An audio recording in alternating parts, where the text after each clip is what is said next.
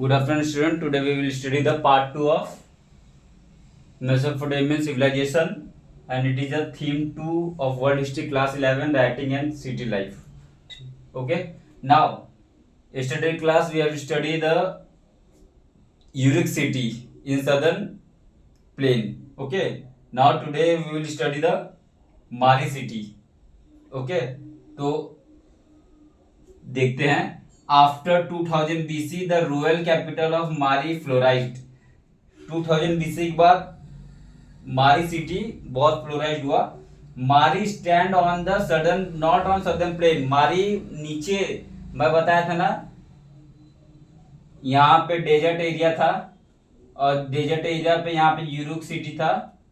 तो यूरुक सिटी के यहाँ पे मारी सिटी नहीं एस्टेब्लिश हुआ था, इसके नॉर्थ में एस्टेब्लिश हुआ था मारी सिटी. ठीक है. ये बहुत एग्रीकल्चर प्रोडक्टिविटी एरिया था, भले डेजर्ट था बट ये एग्रीकल्चर प्रोडक्टिविटी एरिया था.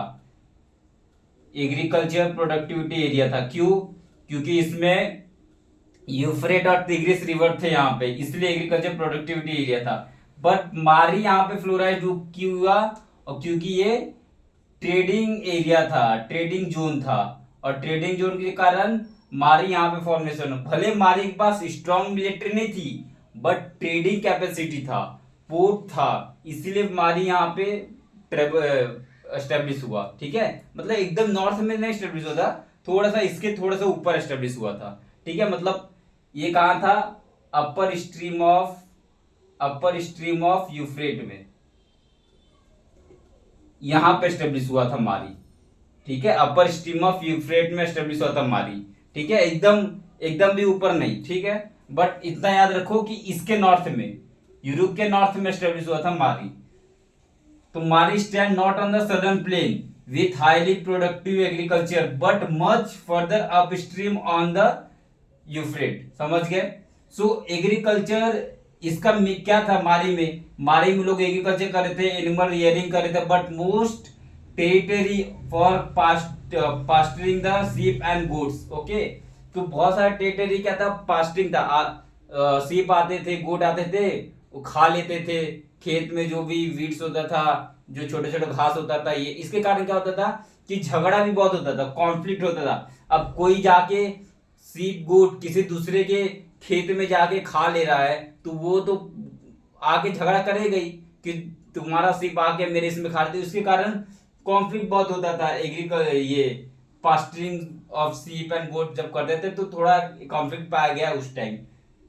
द किंग ऑफ मारी, अब किंग ऑफ मारी वे एमोराइट्स. मैंने बताया था एमोराइट्स जो यहाँ पे रूल कर रहे थे, एमोराइट्स जो यहाँ पे रूल कर रहे थे, एमोराइट्स. ठीक है. ये एमोराइट्स ही रूल यहाँ पे मारी किंगडम बनाएंगे. So the kings of Mari were Amorites who dressed differ from that of the original inhabitants. तो ओरिजिनल यहाँ के इनहेबिटेंट्स थे उससे थोड़ा सा अलग कपड़ा पहनते थे.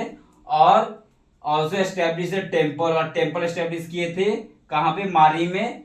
कौन सा गॉड रखे थे वहां पे? गॉड ऑफ स्टिपी वहां पे रखते थे वो. अब ये लोग ट्रेड किस में करते थे? वुड में ट्रेड करते थे, कॉपर में, टीन में, ऑयल में, वाइन में, ये सब में ट्रेड करते थे. और किससे कंट्री से? तो टर्की से ट्रेड करते थे, सीरिया से, लेबनान से ट्रेड करते थे. ठीक है. मारी इज अ अर्बन सेंटर. मारी तो अर्बन सेंटर है. ट्रेड बहुत याद रखना, ट्रेड के कारण वो फैला हुआ है. मिलिट्री स्ट्रांग नहीं है मारी की. मारी was not a military strong country, military strong kingdom. Military strong नहीं है बट ट्रेड इतना स्ट्रांग है कि वो किंगडम बना दिया ट्रेड के लिए, ट्रेड से. ठीक है. अब ऑफिसर ऑफ दिस टाउन मतलब ऑफिसर ऑफ दिस मारी टाउन कुड गो अब्रोड जाते थे और इंस्पेक्ट द कार्गो. वहां पे कार्गो को इंस्पेक्ट करते थे. कार्गो मतलब गुड्स वगैरह, ये सब को इंस्पेक्ट करते थे. लेविए चार्ज, और वहां पे टैक्स लगाते. कितना? 1/10 का टैक्स लगाते थे, है ना. एंड मोस्ट इंपॉर्टेंट टेबलेट हम लोग को जो मिला है वो उससे पता चलता है कि इन लोग कॉपर बहुत इंपोर्ट करते थे. और कहां से इंपोर्ट करते थे? तो एक आइलैंड है अलाशिया, जो सिप्रस का आइलैंड है. ठीक है. तो copper from the Alashiya island of Cyprus. ठीक है. यहां से इन लोग कॉपर बहुत लाते थे मारी के लोग. उसके बाद ये बहुत इंपॉर्टेंट है, लीगेसी ऑफ राइटिंग. क्या लैट्रिन का लीगेसी था इनके टाइम मेसोपोटामिया में? तो यस था, बहुत अच्छा था। तो देखो 1800 बीसी में टैबलेट मिला है हम लोग को, टैबलेट मिला है जिसके अंदर मल्टीप्लिकेशन है, जिसके अंदर डिवीजन है, जिसके अंदर टेबल्स है, जिसके स्क्वायर रूट है, कंपाउंड इंटरेस्ट भी है। यहाँ इतना टैबलेट मिला है हम लोग को। अब देखो इन लोग ने √2 का वैल्यू भी दिया हुआ है। कैसा दिया है? 1 + 24/60 + 51/60 का स्क्वायर प्लस 10/60 का क्यूब। अगर इसको सॉल्व किया जाएगा तो उसका आंसर कितना आएगा? 1.41421296 और ये अप्रोक्सीमेट जो प्रेजेंट जो कैलकुलेशन √2 का वही है। और हम लोग भी मैथमेटिक्स में क्या यूज करते हैं? √2 = 1.41। ओके, तो इतना एग्जैक्ट कैलकुलेशन इन लोग करते थे। द डिवीजन ऑफ ईयर, जो हमारा ईयर का डिवीजन है 12 मंथ में, और फिर मंथ डिवाइडेड है 4 वीक में, और फिर एक डे डिवाइडेड है 24 आवर में, और एक आवर डिवाइडेड है 60 मिनट में। ये सब चीज कहां से आया है? मेसोपोटामिया से। हम लोग ने ये सब चीज मेसोपोटामिया से लिया हुआ है, ठीक है। और इन लोग सोलर इक्लिप्स, लूनर इक्लिप्स, ये सब इनको पता था मेसोपोटामिया को। तो इस तरीके से मेसोपोटामियन हो गया एंड, ये हो गया एंड आज मेसोपोटामिया का। अब नेक्स्ट वीडियो में हम एक और बचा है चैप्टर 1 थीम 1, वो हम लोग नेक्स्ट वीडियो में कर लेंगे। Okay, thank you.